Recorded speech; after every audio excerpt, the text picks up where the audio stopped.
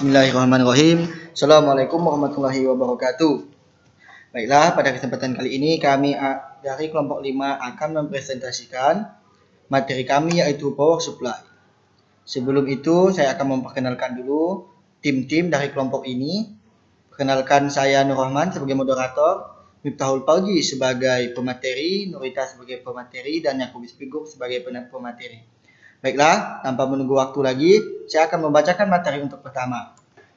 Power supply. Apa sih itu power supply? Maka akan muncul pengertian power supply di sini. Power supply yaitu catu daya yang merupakan satu rangkaian yang paling penting bagi sistem elektronika. Power supply atau catu daya adalah suatu alat atau perangkat elektronik yang berfungsi untuk merubah arus AC menjadi arus DC. Untuk memberi daya suatu perangkat keras lainnya, sumber AC yaitu sumber tegangan bolak-balik. Sedangkan sumber tegangan DC merupakan sumber tegangan searah. Power supply atau unit catu daya secara efektif harus mengisolasi rangkaian internal dari jaringan utama dan biasanya harus dilengkapi dengan pembatas arus otomatis atau pemutus bila terjadi bahan lebih atau hubung singkat. Bila pada saat terjadi kesalahan, catu daya tegangan keluar DC meningkat di atas suatu nilai aman maksimum untuk rangkaian internal, maka daya secara otomatis harus diputuskan.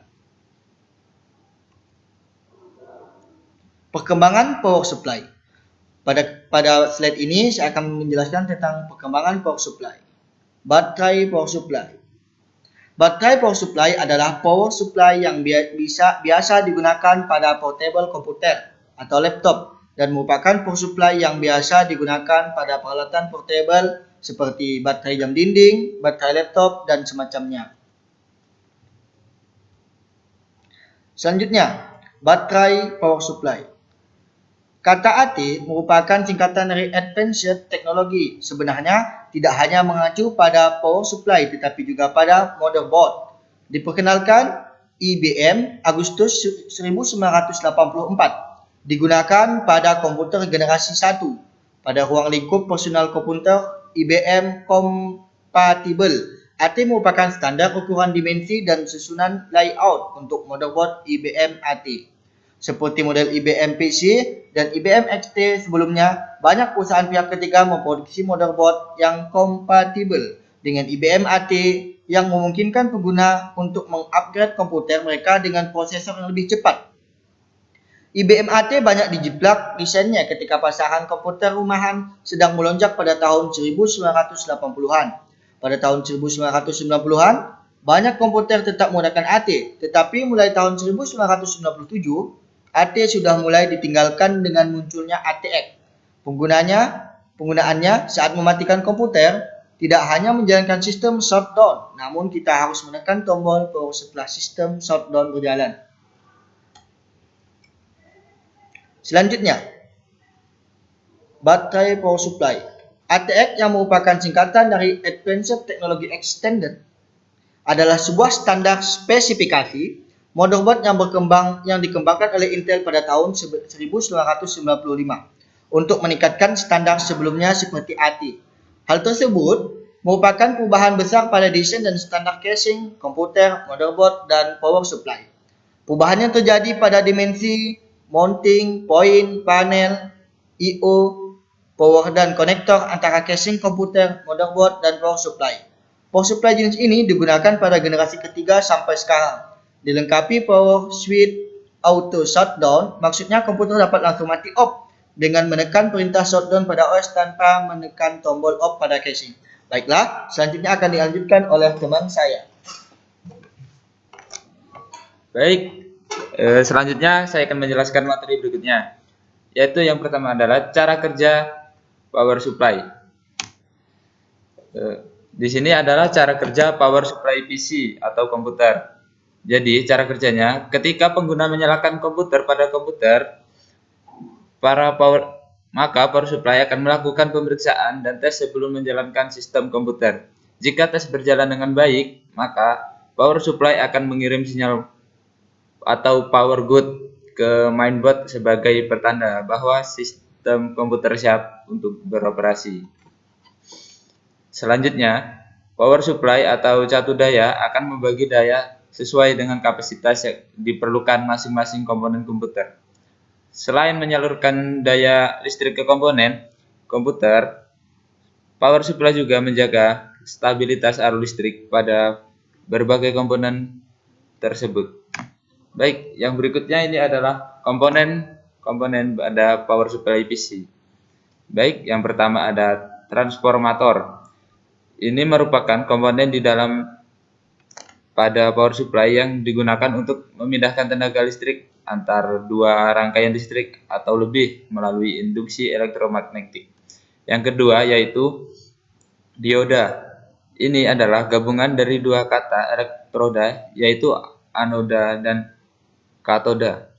Sifat dari dioda yaitu menghantarkan arus listrik pada tegangan maju dan menghambat arus pada aliran dan tegangan balik. Yang ketiga, kapasitor. Kapasitor berfungsi sebagai penyempurna penyerahan atau tegangan arus DC ke tegangan arus DC. Baik, berikutnya yaitu yang kelima. Yang kelima yaitu resistor. Resistor adalah perangkat yang membantu power supply dalam menurunkan tegangan, membagi tegangan, dan membatasi arus listrik yang masuk, sehingga akan dapat mengontrol perangkat-perangkat keras yang ada pada motherboard. Yang keenam yaitu IC regulator. IC regulator berfungsi untuk mengatur tegangan pada rangkaian elektronika selalu tetap stabil.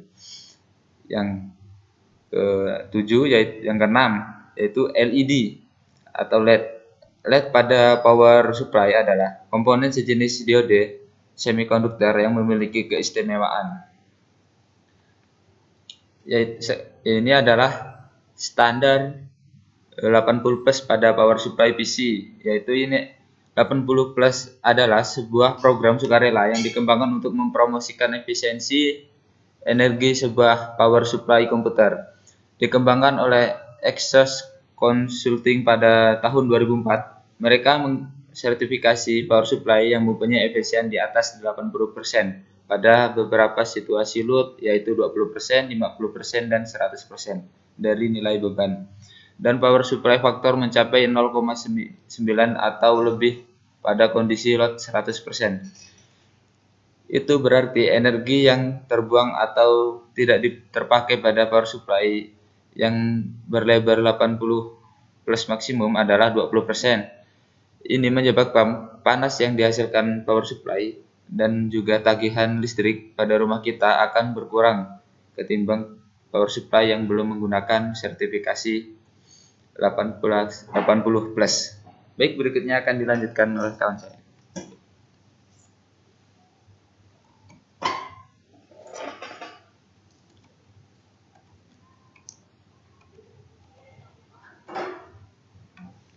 Setelah itu yang pertama adalah ada bronze. Power supply bertanda khusus atau berlabel bronze biasanya memiliki efisiensi sekitar 80% dari daya yang dikeluarkannya. Dari keempat varian yang saya sebutkan, bronze merupakan varian terendah di kelasnya. Kedua adalah silver. Power supply bertanda khusus silver memiliki efisiensi yang lebih besar dari bronze, yakni sekitar 85% dari dayanya. Tidak begitu banyak orang yang menggunakan power supply yang mendapat 80 plus silver ini, karena mereka menganggap harga di varian ini tidak begitu jauh dengan power supply gold. Yang ketiga adalah gold. Power supply bertanda gold memiliki efisiensi yang cukup tinggi. Efisiensi tersebut sekitar 87% dari daya seluruhnya. Sangat banyak orang yang menggunakan power supply ini dikarenakan efisiensi yang tinggi dan harga setara dengan kualitas. Para pengguna menggunakan power supply ini untuk mensuplai komputer mereka agar terhindar dari kerusakan, terlebih lagi untuk menghemat daya listrik. Yang terakhir adalah platinum. Power supply bertanda platinum memiliki efisiensi tertinggi dari kelasnya. Efisiensinya mencapai 91% dari seluruh daya yang dikeluarkan power supply tersebut. Selanjutnya adalah power supply mobile. Charger handphone.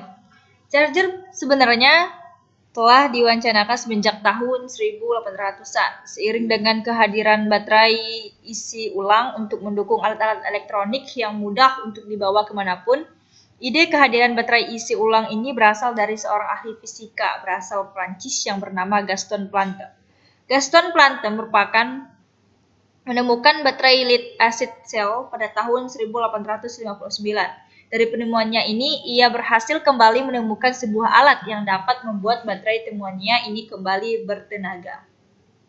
Selanjutnya adalah tipe-tipe konektor charger handphone. Yang pertama adalah konektor charger mini USB. Sesuai namanya, konektor charger mini USB biasanya digunakan untuk perangkat-perangkat kecil seperti tipe HP dan kamera saku. Konektor charger ini identik dengan bentuknya yang kotak kecil. Seiring berjalannya waktu, konektor charger mini USB pun mulai ditinggalkan jika Anda pemilik Huawei Nova 4 yang baru saja rilis beberapa waktu silam. Tentu konektor charger mini USB tidak akan support dengan HP Anda. Yang kedua adalah konektor charger micro USB. Setelah konektor charger mini USB mulai ditinggalkan, para produsen HP pun kemudian membuat jenis baru dari konektor charger HP yang kemudian dinamakan micro USB. Micro USB adalah versi pembaruan dari mini USB. Kini HP Android, keluaran berbagai vendor HP pun sampai detik ini masih menggunakan konektor jenis ini. Yang ketiga adalah konektor charger tipe C. Konektor charger tipe C merupakan terobosan terbaru dari para produsen HP Android. Konektor jenis baru menawarkan beberapa kemudahan bagi para pengguna HP pintar Android.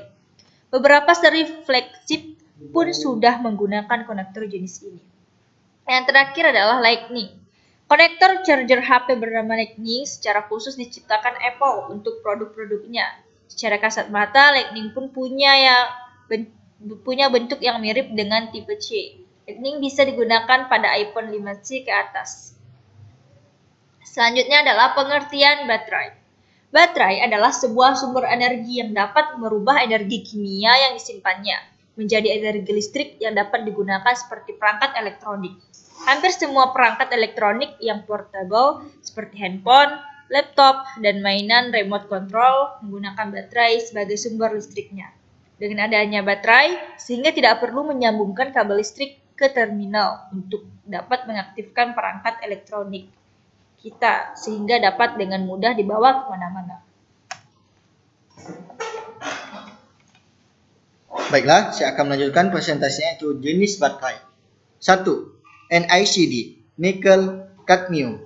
Tercipta sedari dulu, tipe baterai NICD merupakan tipe baterai yang sudah tertanam dalam tipe handphone Nokia 3310.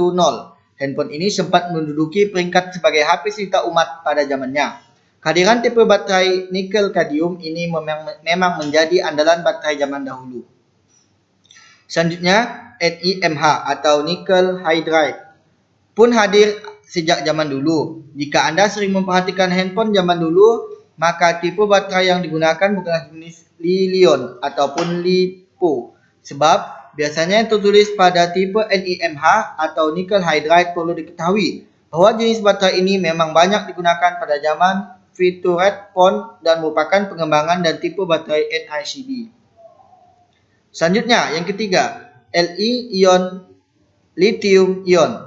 Cobalah untuk sesekali melihat spesifikasi handphone yang Anda gunakan atau yang akan Anda beli. Jika di bagian baterai tertera tulisan Li-ion, maka itu menandakan bahwa handphone Anda dibekali dengan baterai bertipe lithium ion. Sudah tidak heran lagi, tipe baterai seperti ini memang sangat populer digunakan dalam smartphone saat ini. Selanjutnya, LiPo, lithium ion poly. Baterai tipe LiPo merupakan pengembangan dari jenis baterai Li-ion. Meskipun tipe baterai LiPo memiliki karakteristik yang mirip dengan Li-ion, akan tetapi masih terdapat beberapa perbedaan yang menunjukkan bahwa LiPo memiliki keunggulan yang lebih sedikit baik dari tipe Li-ion. Yang terakhir, LiPe, lithium ion phosphate. LiPe merupakan tipe baterai yang sangat mahal dan tentunya sangat jarang digunakan di perangkat mobile. Jika vendor smartphone saat ini membekali smartphone canggihnya dengan tipe baterai LiPe, maka ongkos produksinya akan melambung tinggi dan mengakibatkan harga jual ponsel semakin naik pula. Baiklah, demikian hasil presentasi kami. Semoga apa yang kami sampaikan dapat bermanfaat bagi yang melihat presentasi atau video kami. Mohon maaf jika ada kesalahan dalam penyampaian materi atau kata-kata kami yang berkenan bagi yang menonton. Sekian dari kami, Wali Taufik Wal Hidayah. Wassalamualaikum warahmatullahi wabarakatuh. Waalaikumsalam.